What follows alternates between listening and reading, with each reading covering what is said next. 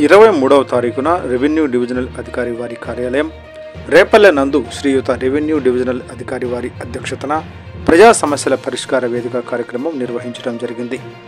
సదరు కార్యక్రమానికి వచ్చిన ఫిర్యాదు వివరాలు: 1.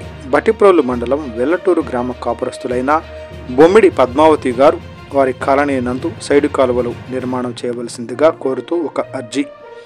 2.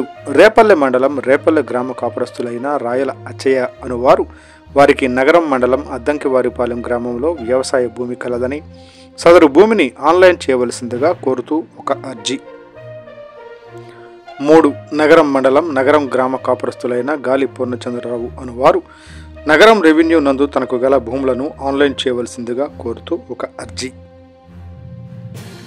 4. రేపల్లె మండలం పేటేరు గ్రామ కాపురస్తులైన గుమ్మడి కోటేశ్వరరావు అనువారు పేటేరు గ్రామం నందు వారికి గల భూములను సర్వే చేయవలసిందిగా కోరుతూ ఒక అర్జీ. 5. రేపల్లె పట్టణాభివృద్ధి సంఘం తరపున సివి మోహన్ రావు అనువారు రేపల్లె తాలూకా ఎదురుగా ఉన్న పోస్ట్ ఆఫీస్ మూసివేయటం జరిగిందని సదరు పోస్ట్ ఆఫీసును పునఃప్రారంభించవలసిందిగా కోరుతూ ఒక అర్జీ. 6. రేపల్లె మండలం కాపురస్తులైన కొక్కిలిగడ్డ వెంకటేశ్వరరావు అనువారు వారికి గంగడపాలెం గ్రామం నందు చేపల చెరువులు కలవని వారికి మత్స్యకార భరోసా నిధులు మంజూరు చేయవలసిందిగా కోరుతూ ఒక అర్జీ. 7.